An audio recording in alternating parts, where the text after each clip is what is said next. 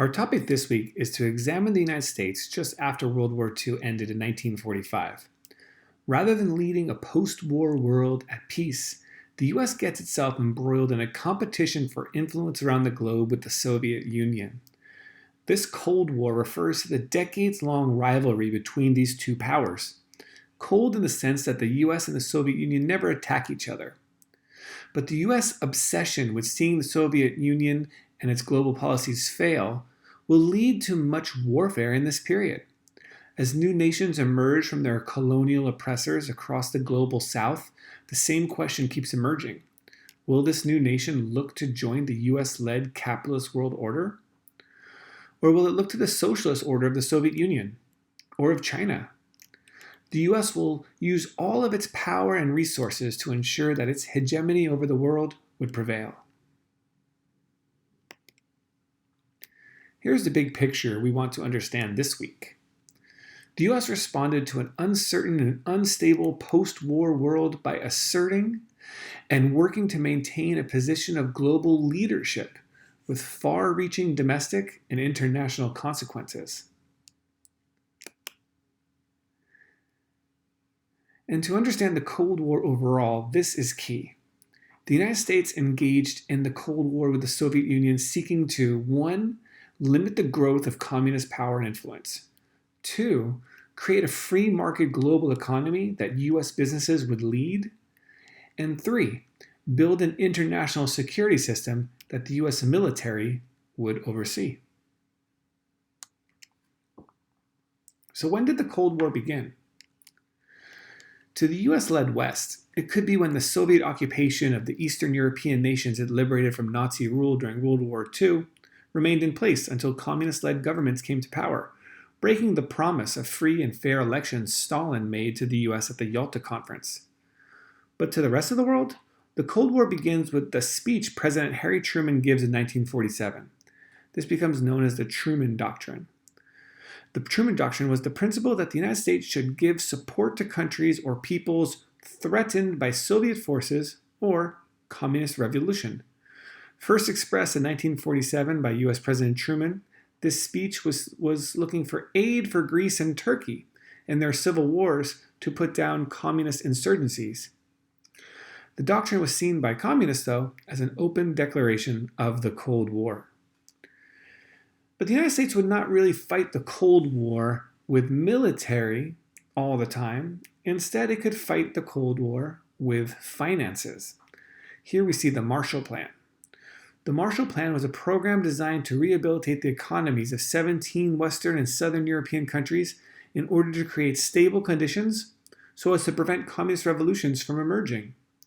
So the United States was injecting billions of dollars into Western Europe to prop up regimes, to rebuild after World War II, and to make communism not look attractive as an ideology.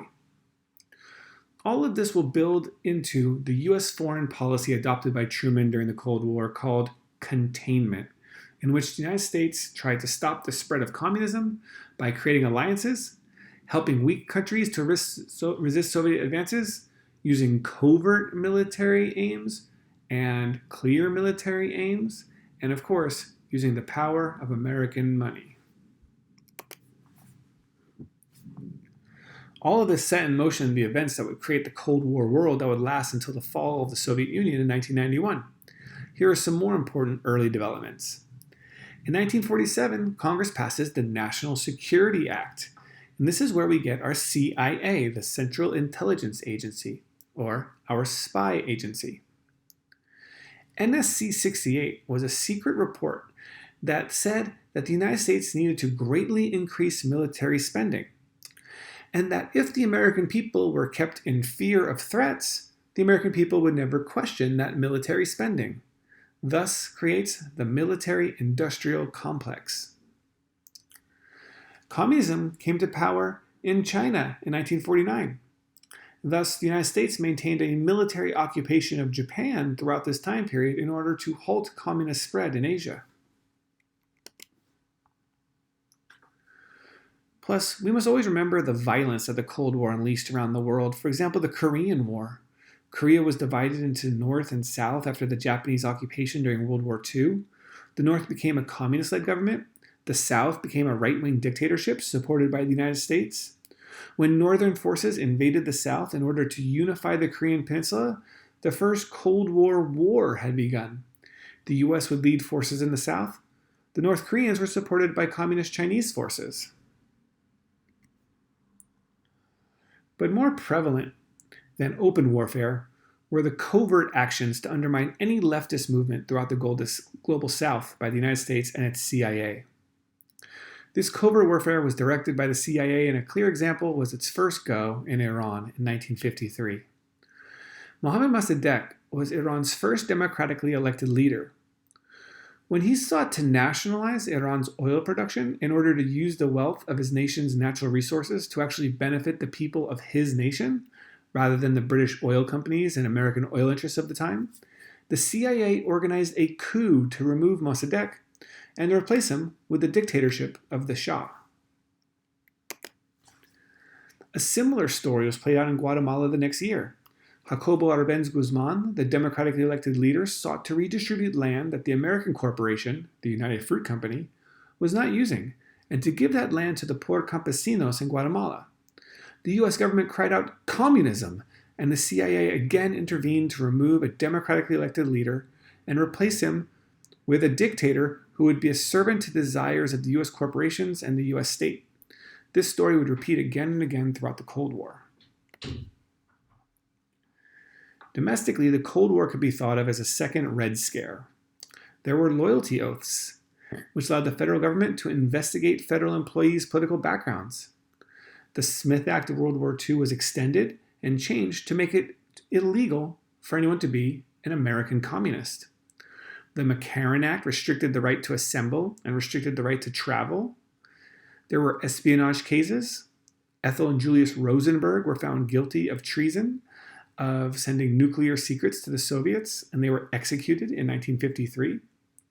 There was the HUAC, the House Un-American Activities Committee, which investigated communist influence in the media, and this led to the blacklisting of screenwriters in Hollywood.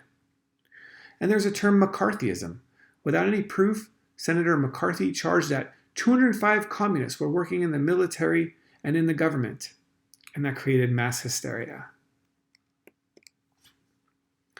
Connected to this Red Scare, there was also a Lavender Scare, or a period of government and business persecution of homosexuals.